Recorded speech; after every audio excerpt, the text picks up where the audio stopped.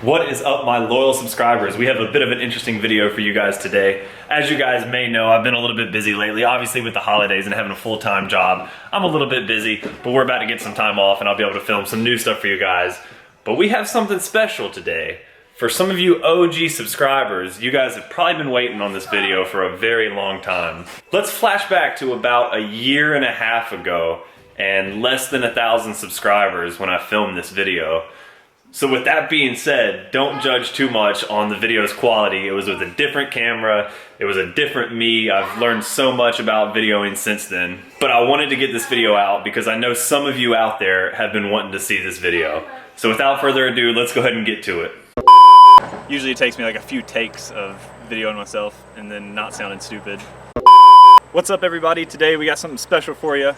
We're going to do a little review on Corey's 1993 Nissan Pulsar GTi-R. I'm going to let the owner, Corey, jump in and tell us a little bit about his car. So many people don't know about this car. It's a Pulsar hatchback. It was actually created early in the 90s to compete with Group A rally racing and is an all-wheel drive turbocharged hatchback, 5-speed manual. Mine has a couple extra options, but basically they met with very limited success in the Nissan motorsports world, but were able to produce enough vehicles for the road. They've kind of created a cult classic within the UK, Australia, and Japan. You'll notice that this car has a very weird looking hood on it. This is actually a functional air intake for the intercooler. I have a factory top mount intercooler. It cooks pizzas really well. It does really good at heating the engine. It was actually the main reason that they failed so much at WRC. But the car has been really, really cool. There's actually two variants, so the GTi-RA and the GTi-RB. I have a GTi-RA. GTi-RA has a two-way, an LSD rear end. It has a LSD center diff and it has an open front diff. There is an RB model that actually has a LSD front diff. There's one on the island. I have the only white GTi-R on the island. There are 5 total on the entire island of Okinawa, which makes it much more rare than the Skyline that everybody else drives. It shouldn't really be confused with the Skyline. A lot of people want to talk about it's Baby Godzilla this, Baby Godzilla that. It does have a Tessa. It is a 4-wheel drive. It is full-time 4-wheel drive with a mechanical Atessa. It was actually the precursor to the Atessa ETS, which is what is on Spencer's car on his Skyline, and is also on most of the GTRs that you see across the world. This car actually has more mechanically similar with it, with the Bluebird Triple S, the Sentra Turbo that was available in limited markets, and a couple other small cars. Unfortunately, because it has such a small market, the aftermarket parts aren't really there. It has a really weird wheel fitment. It just, a lot of things kind of don't mesh with the Nissan lifestyle that I've grown up with and I've known. But the car has turned out to be an excellent driver, as you'll see here soon. There is a SR20 in this car. It's a 54C, which is a different variant than what the Silvia had. A lot of people know the SR20. They know about the T28 turbo upgrade, this whole thing. This car actually in 1990 had 440 injectors, a T28 turbo, larger exhaust and intake manifold, and actually has ITBs, which was completely unheard of at the time. It was not a common feature on any of the cars, and Nissan actually waited until the late 90s, early 2000s to put a 440 injector T28 car together in the S15, what most people know as the blacktop or the notchback. So with that being said, this car was really far ahead of its time. The chassis super stiff. All I really have in it is some strut bars. There's nothing really else in it. I have factory sway bars, factory brakes, factory coilovers. In fact, they're not even coilovers. I have what's called KYB super special struts. They're cool. There's a street version. There's a rally version. Came with the super streets. Looking to upgrade those maybe sometime in the future with a set of coilovers. But for right now, they actually work really well. Spencer has driven the car just a little bit. We should have gotten on camera, but he seemed shocked. He said, I don't know why the car's so stiff and I don't know what's going on. Besides that, the car's pretty much stock. I don't really have anything crazy.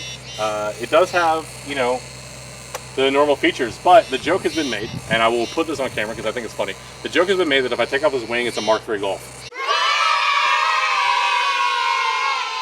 And I'm kind of all on the same lines at this point too. A lot of you guys are probably familiar with the Silvia SR20. Many of you guys have seen it. You can obviously see there's a big difference. I have a top mount intercooler that, like I said, does really good at cooking pizzas. It's huge, and it's a great joke amongst people. I do have a half-size battery because, you know, Japanese. But the cool thing about this car is that everything's backwards. So you notice how in a Silvia car, engine, everything's kind of in line. This one is side mounted. It looks kind of like an Evo setup. The turbo's backwards compared to your regular Silvia, so if you have a T28 on your Silvia or you have an SR20 in your car and you're thinking about turboing it, don't buy a TB2804, which is what comes on this. It's the intake and the exhaust side are actually completely swapped. So unless you're planning on doing some really cool custom fab and bring your intake from the back, or unless you have a B14 chassis, a Sentra, something like that, you will be at a major detriment. Go ahead and buy the 2871R and put it on there. You will notice that the only thing I have on here is this terrible Hks Boost Controller. I say terrible because I had it on my Skyline, I had it on my 180, now I have it on this car, and it doesn't actually have pressure markings. It doesn't do anything. You just kind of adjust the amount of clicks and then hope that your gauge works. You have to pardon us. It's like 900 degrees outside right now. Okinawa humidity is like probably 110% on any given day. We had a couple days of, oops, it's gonna be nice out. Not anymore. So this is Spencer trying to drive the car. This is different. It's not the GTi-R. Oh my gosh. What you guys probably can't hear is the fact that it's barely trying to get up the hill right now.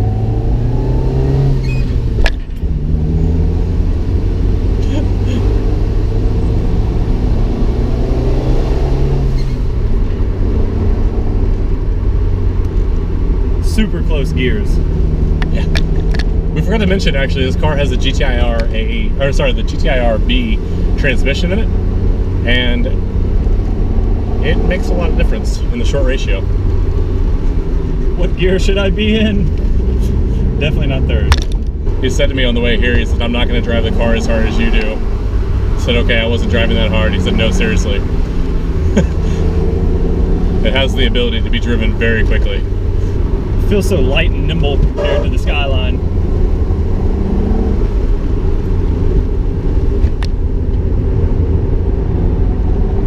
God, it holds the corners well too. Full-time four-wheel drive. There is never a moment that is disengaged. It is always clutched. The Nismo two-way probably doesn't hurt that. It is both scary and honestly a little exhilarating to have somebody else drive your car and push it. It's fun. I can't do it. I don't let people drive my car very hard. I don't normally let people drive my car, but Spencer and I talked about it and felt like he was qualified. I can't do it. I can't ride passenger in a car when he's flying. On the way up here, he had the butthole puckered up a little bit. I was just cruising. Let me put my seatbelt on. Hate to be unsafe. The reactions on my face while he's driving are probably going to be pretty funny. Whoa! Bird! Bird strike!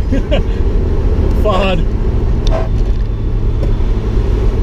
Gonna attempt a video handheld right now too a little bit.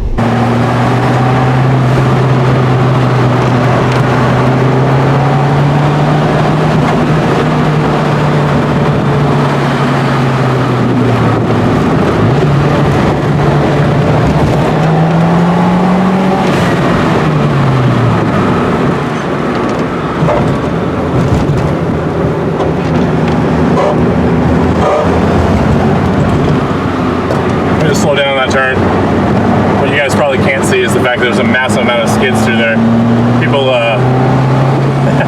people drift that turn, puts a lot of debris on the road, and like most people, I don't think drifting is not always the fastest way through the turn.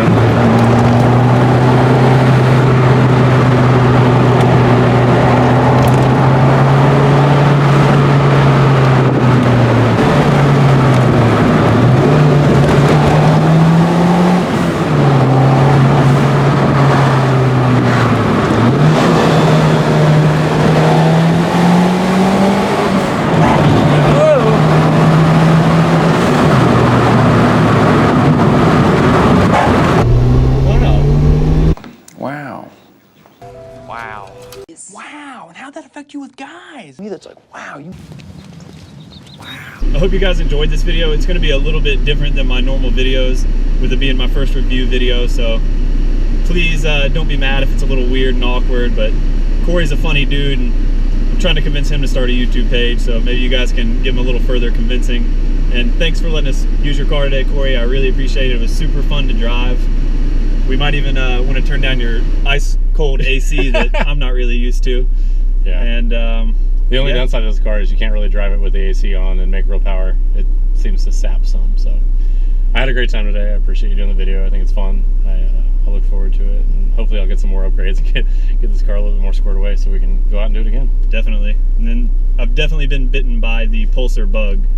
So it's fun. I don't know if I'll have the GTi-R in a few months or something. We'll see. We're actually looking. I might be buying a GoPro and kind of starting my own thing. I want to at least do dash mount and just kind of drive around and show you guys Okinawa and I don't know, have fun. I drive around too much not to show people. So there you go. So if he creates something, maybe before I can get this video edited together, I'm gonna give him a plug, and the link to his channel will be in the description if he creates something.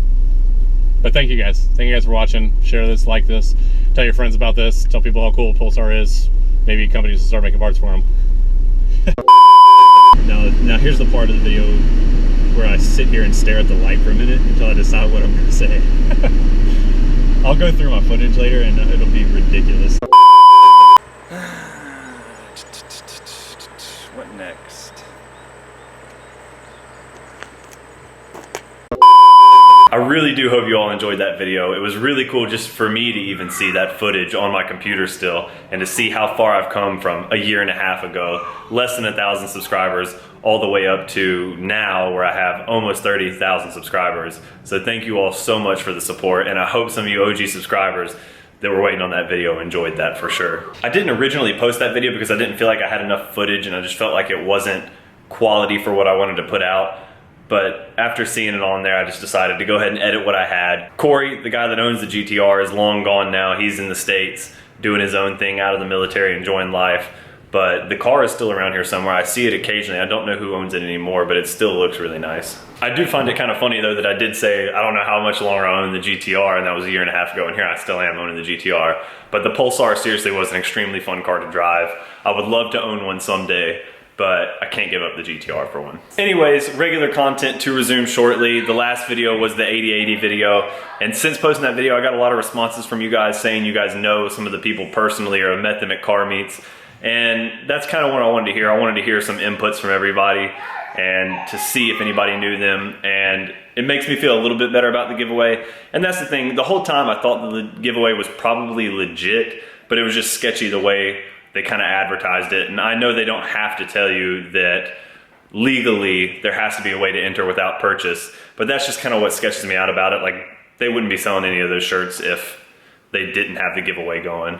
So I don't know, that's kind of just, I wanted to raise an awareness to that, and awareness that you can enter without having to pay. I think I owe you guys a Cars for Sale in Japan video again soon, because that was the popular vote on YouTube about a week ago. So hopefully I'll be able to get out and do that here in the next few days. I have the next 5 or 6 days off work, and Mason and Megan still have to go to school and work, so I'll probably use that time to make some videos for y'all. And boys, we are only 3 short weeks away from an epic Tokyo trip. And not even Tokyo, pretty much all of mainland, the big cities at least. Tokyo for 4 or 5 days, then up to Nagano for a couple days to see some snow monkeys and actually see some real snow and real mountains. And then down to Nagoya for a few days, and then Kyoto, and then Osaka. So I know a couple of you have already reached out to me, but if anybody else is up there in that time frame, January 10th to January 23rd-ish, let me know. We'll try to meet up. I got a somewhat busy schedule while I'm up there trying to hit up some touristy spots and some car attractions, but definitely let me know if you'll be in the area. And especially if you'll be at Tokyo Auto Salon, because I'll definitely have some time to mingle at Tokyo Auto Salon. It was really cool seeing a few subscribers last year in Tokyo, not even like military affiliated subscribers, and that would be really cool to see some of you guys again. So if you do go, let me know, and definitely say hey if you see me. But I'm gonna get out of here now and quit rambling on. I hope you guys enjoyed this blast from the past video. I will see you guys very soon in the next one, and as always, thanks for watching.